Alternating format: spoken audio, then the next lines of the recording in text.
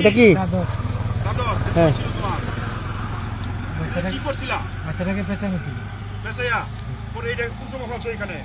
এটা কোন সময় ফেলাইছ?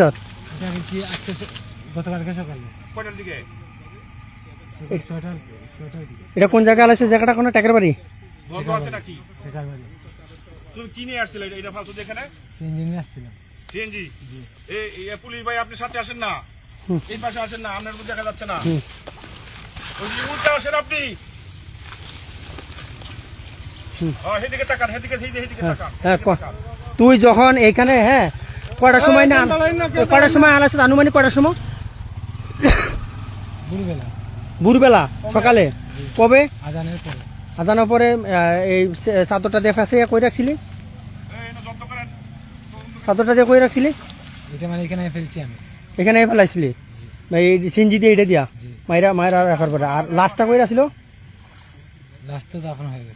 না না, এই কাপড়টা আলাইছ কবে? যে মারার পরের দিন? আচ্ছা, এটা দিয়ে ফেসাইয়া কই রাখছিলি?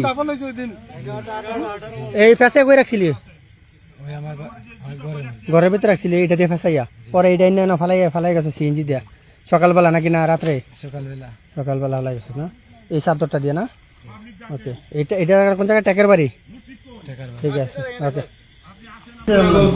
সত্য কথা কেমনে করতাম শুনছো? কি ফার্স্টের দিকে একবার শুনছো তুই? এখন 10টা 10:30টার দিকে আমি মেটারে দুইটা সিগারেট আনাইছিলাম। তখন আমার ঘর আসছিল খালি, আমি গেছিলাম গিয়ে ঘর, মেটা আইসি। আমি নেশাগ্রস্ত আছিলাম, আমি তো ইয়াবা খাই, নেশাগ্রস্ত আছিলাম। মেটা আমার পরে আমি যে আমার মধ্যে তো অমানুষ জেগে উঠল, মেটার প্রতি আমার খারাপ দৃষ্টি হয়ে গেছে। পরে মেটারে আমি রেপ করতে চাইছিলাম, তো মানে মেয়েটা অজ্ঞান হয়ে গেছে। আমি পরে বই পাই গেছি, আমি বাদ দিলেছি, অজ্ঞান হয়ে গেছি, মেয়েটা অজ্ঞান হয়ে গেছিল। পরে আমি বই পাইয়া মানে মেয়েটারে আমি গোলাটিয়া